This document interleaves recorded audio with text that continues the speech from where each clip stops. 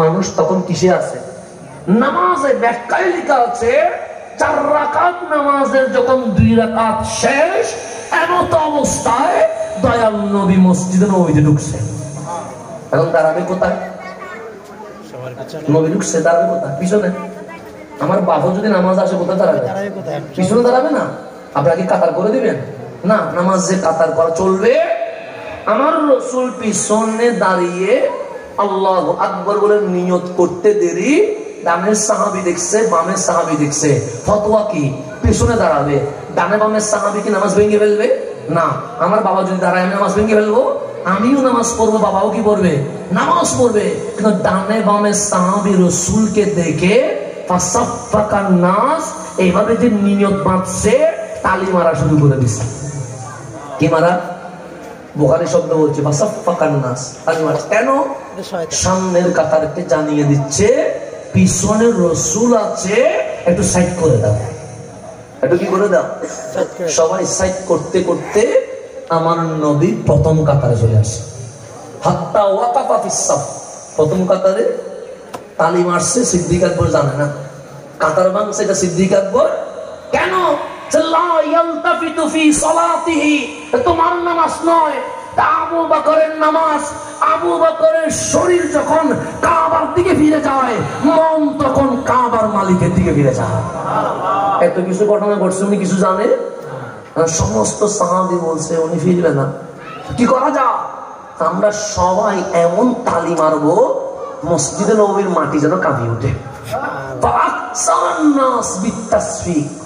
সবাই যখন তালি মারলেন, ইলতাফাতা আবু বকর, সিদ্দিক আকবর কাবা ছেড়ে দিয়ে পিছনে মোড়ায়া দেখলেন ফারাআ রাসূলুল্লাহ সাল্লাল্লাহু আলাইহি ওয়াসাল্লাম, পিছনে মুখ ফিরাইয়া দেখে সামনের কাতারে দয়াল নবী দাঁড়িয়ে আছে। তালি মারলে নামাজ আসে না গেছে? ফতোয়া গেছে। কাতার বাংলে নামাজ আসে না গেছে? ফতোয়া গেছে। ইমাম কাবা দিয়ে পিছনে তাকাইছে, ফতোয়া নামাজ গেছে। আমার রাসূল হাত তুলে বলছেন আবু বকর, আমার সাহাবী তালি দিছে, নামাজ ভাঙে নাই। কাতার পড়ে দিছে, নামাজ ভাঙে নাই। তুমি কাবা ছেড়ে আমার দিকে তাকিয়েছো, নামাজ আনিম কুসমাকানা, তোমার জায়গায় দাঁড়াও। কেন? ফতোয়া চলে উম্মতের জন্য, মুহাব্বত চলে কামলিওয়ালার জন্য। ফতোয়া চলে কার জন্য? উম্মতের জন্য। মুহাব্বত চলে, বুখারী হাদিস বলছে, বানাইয়া না, আমার বাপের কিতাব থেকে বলছি না। আনিম কুসমাকানা, পিছনে আসিও না, দাঁড়াও, নামাজটা চালা। সিদ্দিক আকবর নবীর হুকুম পায়া দাঁড়াইছে ইমামতির মুসল্লায়, ফারাফা ইয়াদাইহি, আর নিয়ত বাঁধা নাই, আসমানের দিকে হাত তুলে দিছে। তুলে বলছে মালিক, আমি আবু বকর, আপনার নবী আমার পিছনে, আমারে বলছেন ইমাম। আমাকে যে আপনার হাবিব ইমাম বলছে, এটা আমার বড় সার্টিফিকেট। এটার চেয়ে দামি আর কিছু হতে আমি আপনার প্রশংসা আদায় করছি। মোনাজাত শেষ করে উনি পিছনে চলে আসছে। ইমামতির মুসল্লায় কেউ আছে? ফাতাকাদ্দামা রাসূলুল্লাহ সাল্লাল্লাহু আলাইহি ওয়াসাল্লাম, আমার নবী দাঁত লাইন থেকে ইমামতির মুসল্লায় দাঁড়ালেন। নতুন করে কামত নাই, নতুন করে নিয়ত নাই। সিদ্দিক আকবর যেখানে শেষ, আমার নবী সেখান থেকে বাকি নামাজ পড়াইয়া দিলেন। বাকি নামাজ ফালাম্মা ইনসারাফা, আরবি বলা দরকার নেই, আরো বলছি কেন? তাহলে মিলাইতে পারেন, কারণ আমি বাংলাটা পড়ি নাই, আমি ইমাম বুখারীর আরবিটা পড়ছি, যেটা ইমাম বুখারী সংকলন করছে সেটা দেখে পড়ছি, সেজন্য আরবি বলছি, যেন আপনার কাছে রেকর্ড থাকে, যেন বলতে পারেন প্রমাণটা আছে। ফালাম্মা ইনসারাফা, নামাজ যখন শেষ, আমার নবী কাবা ছেড়ে মুসল্লিদের দিকে ফিরলেন। ডাক দিলেন ইয়া আবু বকর, হে আমার আবু বকর, মা মানাকা আন তাসবুতা ইস আমারতুক, আমি তোমাকে বলছিলাম নামাজ কন্টিনিউ করো, কিসে তোমাকে নিষেধ করলো? কেন তুমি ইমামতির মুসল্লা ছেড়ে পিছনে আসলা? আবু বকর সিদ্দিক দাঁড়িয়ে গেছে। ডাক দিয়ে বলেন কেউ নিষেধ করে নাই, আমার ঈমান নিষেধ করেছে। তোমার ঈমান কি? আবু কুহাফার ছেলে আবু বকরের কি যোগ্যতা আছে পিছনে থাকবে আর আবু বকর সামনে থাকবে।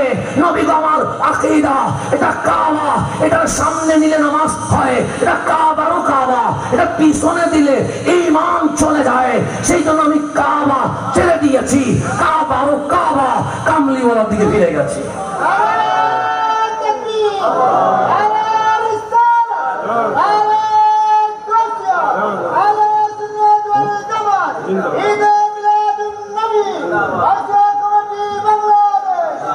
গভীর মনোযোগ।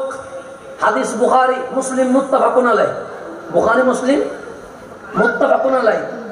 আমি যেটা বলছি আপনি মিলাইতে পারেন, অসুবিধা নাই। তাহলে দেখেন রাসূল পেয়ে কাবা ছেড়ে নবীর সম্মানে পিছনে চলে আসছে, এখানে কোনো ফতোয়া চলবে? তাহলে রাসূলের ব্যাপারে ফতোয়া চলে, রাসূলের ব্যাপারে কি চলে? মোহাব্বত চলে। আরেকটু বুঝাইলে আপনি বুঝবেন। আমার হাত কাটলে রক্ত পড়বে কি পড়বে না? পড়বে।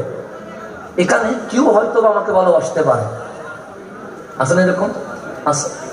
ওকে যদি বলি তুমি কি আমাকে ভালোবাসো, ও বলবে অবশ্যই ভালোবাসি। কি করতে পারবে আমার জন্য? ও বলবে জান দিলে দেবে। এরকম আছে না? আমি বললাম আমার কি হয়েছে? ও বলছে হাত কেটে গেছে। কি পড়ছে? রক্ত পড়ছে। আমি বললাম জান দেওয়ার দরকার নাই, আমার রক্তটা একটু পান করো। করবে? করবে? যদি তোমাকে বলি তুমি করবে? কেন? ও বলবে হুজুর না না, জান দিতে পারবো কিন্তু রক্ত পান করতে কেন? রক্ত পান করা হারাম, কোরআনে আছে। হারামকে হারাম জানার পরেও যদি পান করি, মাওলা আমারে জান্নাত দিবে না, আমারে জাহান্নামে দিয়ে দিবে। হারামকে হারাম জানার পরে হালাল মনে করলে ঈমান আছে না গেছে? রক্ত পান করা কি? হারামকে যদি হালাল মনে করে পান করে ঈমান আছে না গেছে? ঈমান যদি যায় জান্নাত না জাহান্নাম? আমার হাত কাটলে রক্ত পড়ে, ঠিক উহুদের ময়দানে চলে যান, তীর পড়েছে নবীর দন্দন মোবারকে, রক্ত মোবারক বেরিয়ে গেছে। কি বেরিয়েছে? আমারও রক্ত আছে, নবীরও রক্ত আছে। সেজন্য অনেকেই বলে নবী আর আমি সেম সেম বলে, তো অসুবিধা নেই। ওর কমেন্ট করলো কিন্তু এখন মিলান।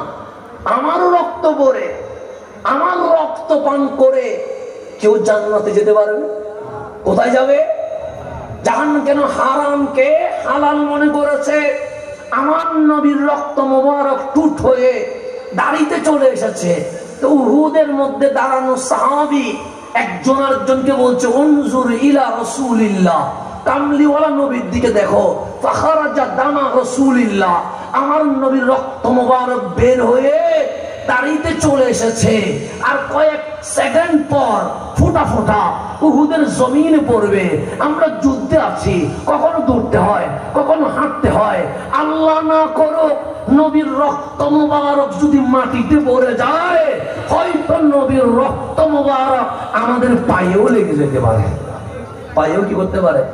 এটা একজন একজনে বলতেছে। তার মাধ্যমে মধ্যে মাঝখানে দাঁড়ানো ছিলেন হযরতে মালিক রাদিয়াল্লাহু তাআলা। উনি এই কথা শোনা মাত্র দিয়েছেন দৌড়। আমার নবীর জড়ায়া ধরে নিজের জিহ্বা বের করে দাড়ি থেকে চেটে জিহ্বা দিয়ে টুট পর্যন্ত চুষে আমার নবীর রক্ত মোবারক মুখে নিয়ে নিছে। কোথায় নিছে? সাহাবায়ে কেরাম মনে করছে হয়তো বা কাপড়ে নিলে, হাতে নিলে জমিনে পড়তে পারে, সেজন্য একসাথে কোথায় নিছে? মনে হয় কিছু দূর গিয়ে দাফন করে দিবে। সবাই ওনার দিকে তাকিয়ে আছে। এক কদম, দুই কদম, তিন কদম, 4 কদম দিয়ে রক্ত মোবারক মাটিতে ফেলেন নাই, নিজে পান করে ফেলছে। রক্ত পান করা হালাল না হারাম? কোথায় আছে? কোরআনে স্পষ্ট আয়াত, দলিলে কতি, অস্বীকার করলে ঈমান। হযরতে মালিক রক্ত পান করে ফেলেছে। সাহাবায়ে কেরাম সাইয়্যিদুনা মালিকের হাত ধরে কামলিওয়ালা নবীর সামনে দাঁড় করাইয়া বলছে, নবী গো, মালিকরে জিজ্ঞেস করেন মালিক কি করছে। আমার রাসূল বলছেন মালিক কি করলা? মালিক হাসি দিয়ে বলে, নবী গো, আপনার খুনে পাক জমিনে ফেলতে পারি নাই, আমি নিজে পান করে ফেলেছি। শারিবতু দামা রাসূলিল্লাহ, আমি কামলিওয়ালা রক্ত কি করে ফেলেছি। আমার রাসূল বললেন মালিক কোরআন পড়ো নাই? সে পড়েছি রাসূলুল্লাহ। কে শিখিয়েছে? সামান্য নবী শিখিয়েছে। তা আমি কি তোমাকে শিখাই নাই রক্ত পান করা হারাম? তুমি জানো? জানি তো। জানার পরেও তুমি আমার রক্ত পান করলে কেন? সাইয়েদনা মালিক বলে, একলা বলবো না সবার সামনে? আমার রাসূলের কাজটা একলা করো নাই, সবার সামনে করছো। এখন তার গোপনে বলার কোনো সুযোগ? ওপেনে বলতে হবে। মালিক বলে, আমার কাজটাও ঠিক আছে, কোরআনের আয়াতও ঠিক আছে। আমার কাজটাও কি আছে?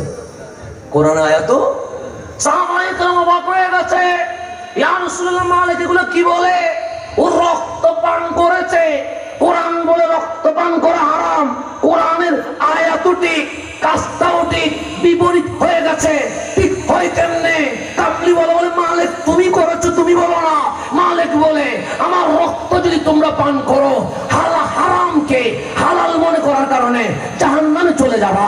আমি যদি তোমাদের রক্ত পান করি, হারামকে হালাল মনে করার কারণে জাহান্নামে চলে যাব। শুনে রেখো, কামলিওয়ালা আমাদের মতো নয়। আমার নবীর রক্ত পান করলে জাহান্নামী জান্নাতি হয়ে যাবে। এটা মালিকের আকীদা। এটা কার আকীদা? আমার রাসূল হাসি দিয়ে বললেন, মালিক যাও, মালিক যাও। সাইয়েদনা মালিক চলে যাচ্ছে।